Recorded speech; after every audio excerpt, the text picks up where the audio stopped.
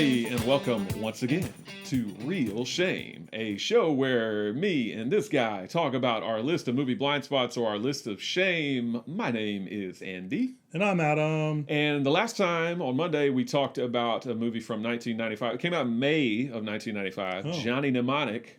The movie we're going to talk about today came out, I think, a couple of months later, in August, or that's not a couple of months later. I think 3 months later, I believe, in August of 1995. And that movie is... Virtuosity. Yeah. Let's get into Virtuosity. True genius is rarely rewarded within its lifetime. Sid, I know it was you who increased the neural sensitivity calibrations. You murdered that prisoner. And now they have to shut you down. I can't change what I am, Daryl. I'm a 50 terabyte self-evolving neural network double backflip off the high platform. I'm not a swan dive. And I have to tell you, killing for real, it was a real rush. So like Andy said, Virtuosity came out in 1995. It's directed by Brett Leonard and written by Eric Burnt. Lieutenant Parker Bonds is a convicted former police officer who's looking to have his time reduced by helping the police department test a virtual reality training simulator. Whew, say that 5 times fast. In the simulator, the devious Sid 6.7... what did I say? In the simulator... I don't know where... I lost my point. In that simulator, he battles against the devious Sid 6.7, who convinces his creator to help him escape VR, and now Barnes must track him down in the real world. That is 1995's Virtuosity. This is the movie we've both seen before, and if you remember, Andy actually watched it a little bit earlier this year. Yep, a few months ago. I should have put Lawnmower Man on the list instead. Yeah. But that's what happens. So, Andy... Going into Virtuosity, what do you think about the movie? So I did see this movie back in 1995, although I did not see Johnny Mnemonic. I did happen to rent Virtuosity back then, and like you said, I watched it a few months ago. I think this movie's a lot of fun, honestly. And I liked it back in 95. I like it now. I think it's a breezy kind of movie. It moves pretty well. You know, I mean, they don't seem to linger in one place. I mean, pretty much the whole time they're trying to track Sid 6.7, or they found him and they're shooting him up, and he's regenerating himself with glass and whatever. I think Russell Crowe gives a really fun performance. He's over the top, but that's what he needs to be. He absolutely needs to be with his colorful suits, with his little pompadour haircut. Denzel Washington's always badass. The supporting cast, like William Forsythe is cool. William Fichtner, however you say his movie, however you say his name. He doesn't play a very big part, but he's fine. Whatever. Nurse Ratched herself. Louise Fletcher is in it. Kelly Lynch is the kind of female, not a love interest, just the female kind of person that helps. But there's some sparks. There's a little especially bit of, when he's at her house. A little bit of sparks going on with her and Denzel. But it's just funny to me because this is a time when, again, Russell Crowe's still not really well known. Yeah. He's post like Romper Stomper and Quick and the Dead at this point, but he's still pre-LA Confidential, pre-Gladiator, all that stuff. So Kelly Lynch was actually billed before Russell Crowe in the movie. That would never happen today. Yeah. Well, I don't know what Kelly Lynch is even doing these days. But Russell Crowe, I mean, he's got a movie out now, Unhinged, where he's like a road rage guy or whatever. But I mean, he definitely has had a very successful career. Not that Kelly Lynch hasn't, but I think hers is kind of not quite as good as Russell Crowe. But no, I think this movie's fun. One thing about it is futuristic, but they don't ever really say when it takes place, right? And some of it almost seems to be like present day. Like it's got the "Let's Get Ready to Rumble" guy in it. For the wrestling match or the Michael Buffer. It was like UFC or whatever. It was. Yeah, I don't think it was actually wrestling, but it's like mixed martial arts kind of match and stuff like that. Yeah, he's in it, and some of the. Like the VR stuff seems futuristic, but most of the rest of the movie just seems like present day Los Angeles or wherever they are. I completely agree. So I was confused when I was watching it. I was like, is this futuristic or does this take place in 1995? But I believe it is classified as futuristic. They just don't specify when it takes place. Yeah. But what do you think about it? You've seen it before. Yeah, I've seen it before. I think it was along the same lines of when The Matrix was coming out. That was probably the first time I watched it was, to get ready, get amped up for The Matrix. Yeah. And I've seen it a few times since. I also seen it earlier this year. I think actually I saw it. I looked it up. I saw it December of last year is when the last time I watched it was, and I think I need a little bit more time between viewings on it. It did kind of, and like I said a little bit with Johnny Mnemonic, I think it kind of weared on me a bit, and it was not at. I think it benefits from not being completely, getting surprises by, misremembering or not remembering different story beats and stuff like that. Yeah. But the movie runs like a mile a minute. And It does. it's really fast. I like the way the VR is kind of done, especially with the opening scene where you really don't know if you're not, I guess, you don't know if it's VR. Yeah. If you're watching it for the first time because it looks normal-ish. But I like how like they give them kind of like not a plaid, but like a pleather kind of police uniform that looks like reminiscent of what you'd see like in Virtual Cop or stuff like that. It looks like a very like low poly, high shine kind of suit, and I like some of the ways they do different things with, how people are always dressed and stuff like that in that virtual reality. So that's always fun to kind of watch in that movie. I will say that for police training simulator, Barnes was always looking for like some code that's like that the developer left behind, because he sees that building with a winking, smiling face, and I'm like, well, how's that gonna trade police officers? Because like if they're looking for like like Easter eggs or whatever, I think is what he calls it, then that's not really gonna help you do your deductive police work. But maybe that's being too critical on this movie. I love a couple of things I love about the movie. I love Russell Crowe's like symphony thing that he does in the club. Yeah, with the it's hilarious. People screams. Because I'm sure back in 1995, everybody's like, "Man, that's awesome." Now it just looks hilariously stupid, but it's still fun. It reminds me a lot of like Bill and Ted when Mozart is like, or is it Beethoven that they pull back into the future and he's playing like his composition on the electric keyboards and stuff like that. Yeah. And like people are like crowding around him as he's like, being virtuosistic, like playing and stuff like that. Those two memories kind of like are part of the same part of my brain, so they always jump back and forth whenever I see them. And I love his like he's constantly doing like flips and stuff, like his little acrobatics in the movie. So they go to the apartment or whatever, and they're looking at this computer, and they're finding out how Sid 6.7 was created, kind of. Yeah. And so they took all these like serial killers and like Hitler and everybody else, and John Wayne Gacy, combined them all, and that's how you got Sid 6.7. But they just happened to include the guy that killed Denzel Washington's family, which I'm like, that guy's on the same level as like Hitler, like, or John Wayne Gacy, or these other guys. Like, obviously that's pretty stupid and probably would never happen, but it's convenient for the plot. And how they get those personalities? Like, did someone program like the Hitler personality? I don't know. Yeah. But I do like how it's some messed up developers there. I do like how it's a rendering where it's like a bunch of faces and like cones of energy or beams of energy are going out into this like thing where it's like undulating, deforming in front of us and stuff like that. Yeah, again, very quaint 1995 PlayStation 1, Sega Saturn type graphics, but they're fun, especially if you were alive at that time. You go, oh, that's cute. Where they're at the it's really cute. The developer's house, and she's like, he doesn't have a keyboard, and he's like, you have to use voice commands and stuff like that. And she's like, whoa, yeah.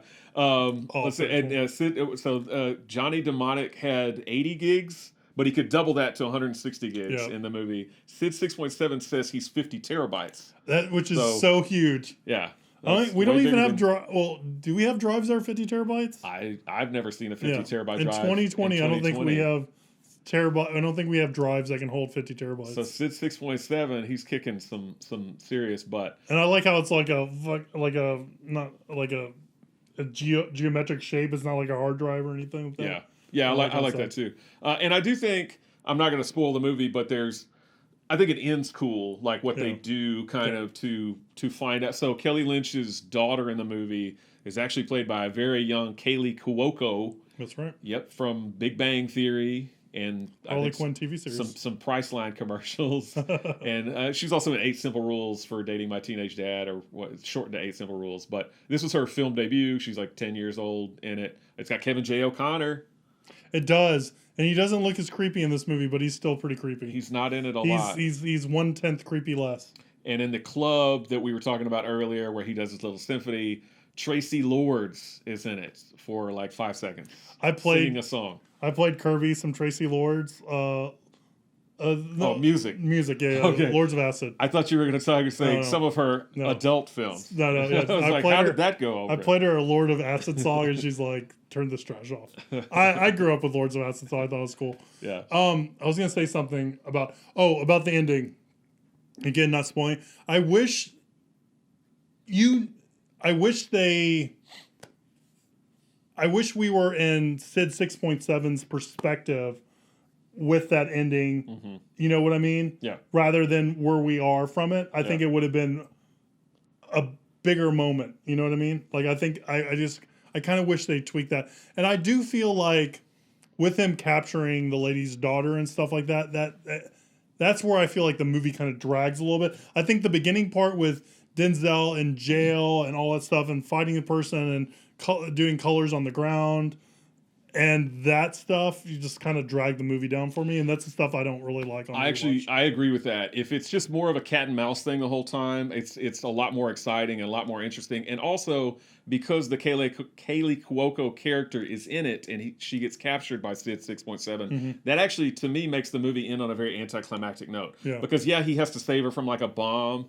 Like, he's not going to save her. Like, I don't feel any tension in that ending at all. If it ends the way before that, when the stuff we don't really want to spoil, I think it has a much more exciting ending. Yeah, it would have been better to have the protagonist and antagonist, like it end on them. Right.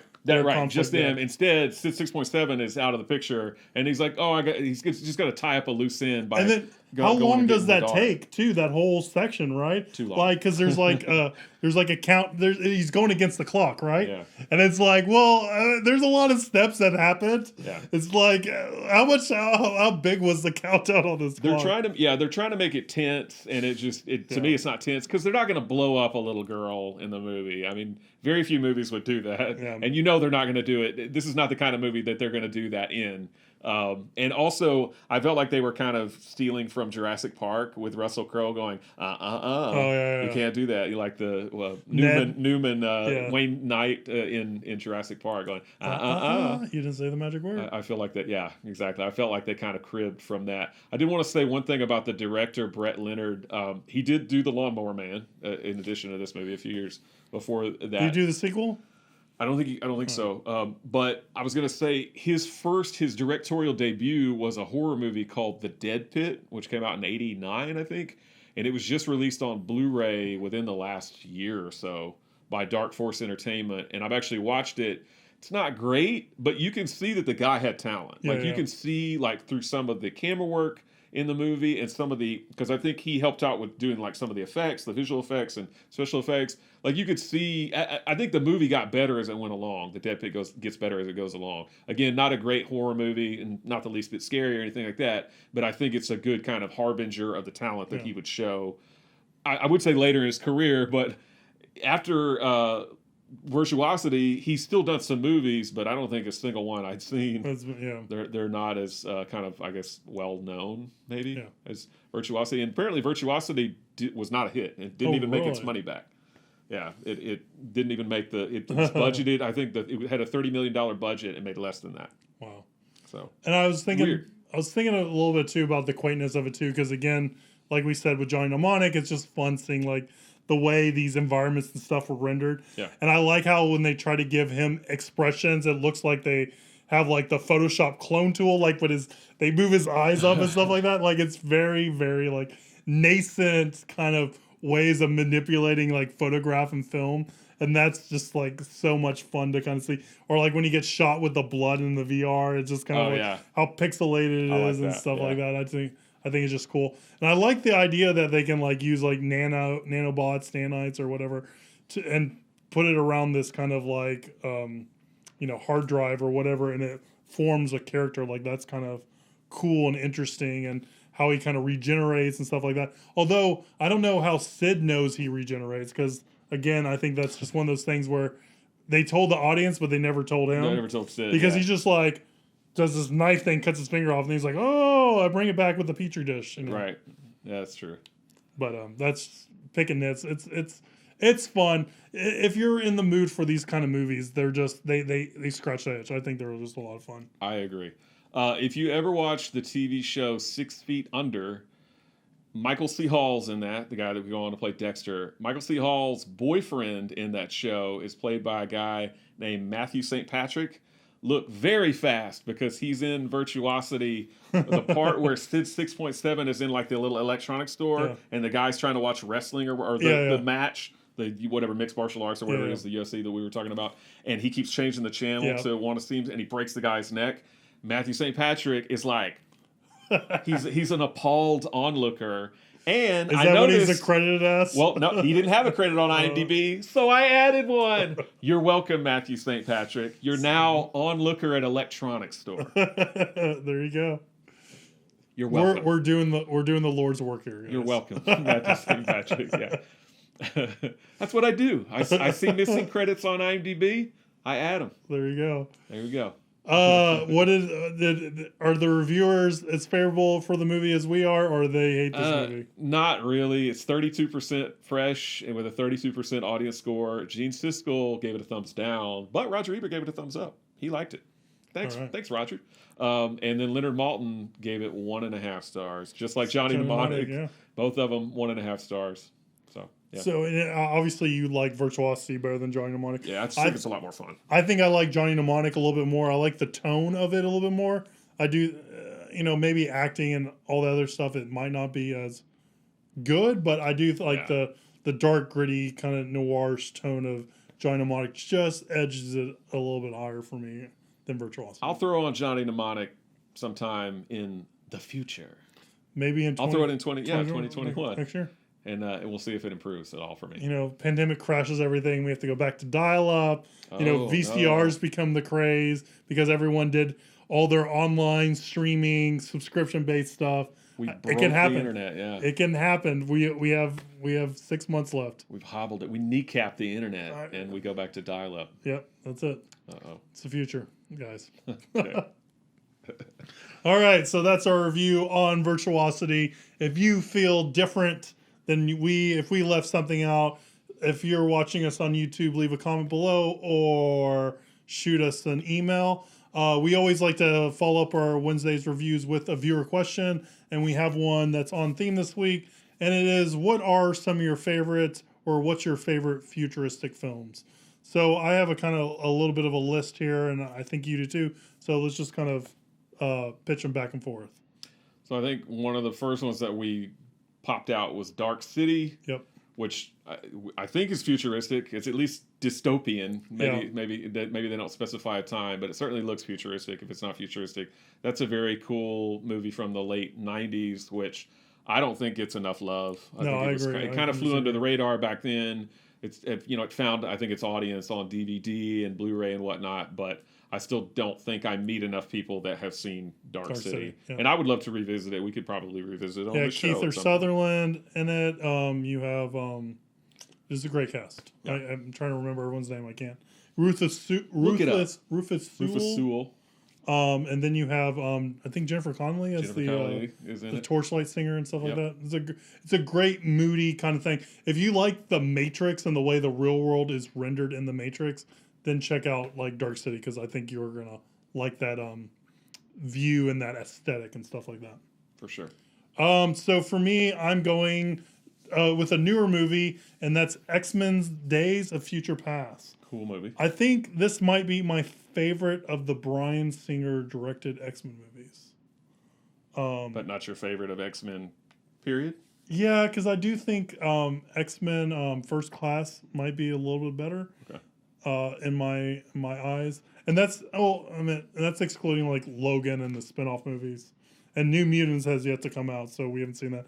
It might blow us all away. It's been baking for 4 years, so and that's never a good sign. It might blow us all away by how bad it is, but we'll see.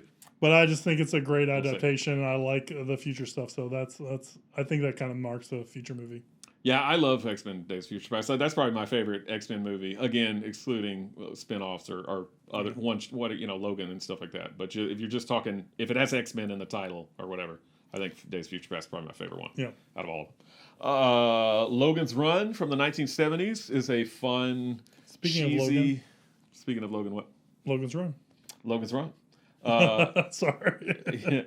Yeah, and also part of Logan's Run again filmed in the Dallas area. They film at the Fort Worth Water Gardens. I think we mentioned that on a previous episode at some point.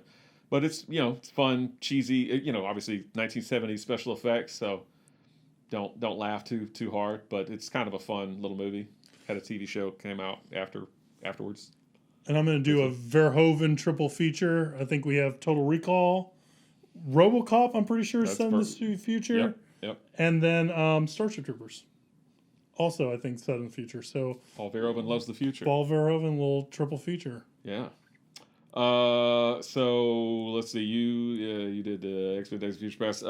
Something that we have not yet delved into on this show is the Mad Max movies. I think you said you've only seen Fury Road. Is that right? Yeah, I'm 100% sure I've seen Fury Road. I'm not sure if I've seen the other ones all the way through or part of them. So yeah. I think the Mad Max movies are all good in their own way. I mean, Beyond Thunderdome is a little iffy, but I saw it so many times as a kid. It's just kind of part of my life. Thunderdome. So, yeah. But especially the first two, Mad Max and the Road. I mean, the Road Warrior is my favorite one. I think it's most people's favorite one. But I really like the Mad Max movies. The stunt work in those. I mean, I think I know you're not high on Fury Road, but you can agree the stunt work is pretty crazy. Stunt work's amazing. Fury Road, for the visuals and for the stunt work, it's amazing. It's one of those movies like, I would say like Tron Legacy and like The Cell, where you just kind of have it on the background and not really focusing on the story. Because for me, that's where it falls, is the story. But looking at it and catching occasional action set pieces and stuff like that is amazing in Fury Road. Yeah, so the first two Mad Max movies, Mad Max and Road Warrior, and again, I mean, it was technically Mad Max 2. They called it the Road Warrior when they brought it to the States because we had not seen Mad Max. But Mad Max and Mad Max 2 have incredible driving and stunt driving kind of sequences where, I mean, you're just wowed even from something that's as old as they are because it's all practical. And you're like, holy crap, how did somebody not die doing this? Thunderdome, he spends a lot of time in Thunderdome, so I don't remember there being as much driving in that movie. But the first two, I'm just amazed at some of the driving and the stunts in those movies. They super copped Mad Max 2. Yes, they did. They did. Yes, they did. All right, I think we'd be remiss if we didn't include The Matrix. I think The Matrix takes place in the future. Absolutely. Even though inside The Matrix, it's supposed to be I think they say the turn of the 21st century, turn of the 20th century. Yeah. So Matrix, ignore the rest of them. Ignore the Animatrix. Ignore the video games, which we're not. Enter the Matrix. Don't ever play it. You'll get stuck in a wall. Just enjoy the first one, and just that's all it was. So I feel like we're spending a lot of time, because I wrote down way too many. But I'll just mention two at the same time, or one in a series. Demolition Man is very fun. Yeah, I mean, I don't like the word guilty pleasure because I don't feel guilty about liking it, but it's a movie that I love so much. Demolition Man, I guess Demolition Man and Judge Dredd, you can mention kind of in the same breath, both Sylvester Stallone movies, and also the new Judge Dredd movie. Yeah, Dredd. That has, what's his name? That's Carl Urban. Yes, Carl Urban. Thank you. That's why there's two people. Yeah, I was like, what is that guy's name? Those are cool. And then the Escape from New York movies, Escape from New York, Escape from LA. Snake Plissken. Both very fun. And I will say, I said Total Recall. I do like the new remake of Total Recall. It's not as good as the original, but I do like it for what it is. Those are great movies. And for me, for my last one, I'm also doing a double feature, and it's going to be Blade Runner and Blade Runner 2049. Even though Blade Runner has taken place in the past now. Right, it is. Where we are. But I think Blade Runner 2049 is probably my favorite futuristic movie. I know when we watched it in theaters, you weren't as hot on it, but I just think the Roger Deakins, it's a gorgeous looking film, and it works for me. I really like. I agree with that. It is gorgeous to look at.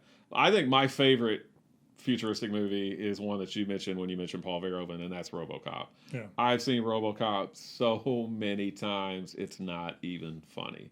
I absolutely love RoboCop. I think it has so many quotable lines in it. It's a great story. It's a cool story. Peter Weller's awesome. Clarence Bodiger is awesome. Kurtwood Smith. It's just a fun movie. If you've never seen it, check it out. Do you think you fly, Bobby? Can you fly, Bobby? Yeah, it's great. love that movie. And of course, it was also filmed in the Dallas area. Yay! Back in the day. All right. Well, if you have a favorite futuristic movie that we left off, shoot us an email, realshame@gmail.com. Leave it below if you're watching on YouTube. Start a discussion. That would be really cool. We answer viewers' questions like these on our Wednesday episodes. So if you have a question you want us to answer on air, shoot us that question, realshame@gmail.com. Follow us on social media @realshame and all that stuff. Like, subscribe, tell your friends. If you have the time to a chair and beat them, and toothpick beat them into submission to make them watch a single episode, please do that. We'll be eternally grateful. And stay tuned next time as we cross another movie off our list of shames. And we'll see you next time, guys. Thank you. See ya.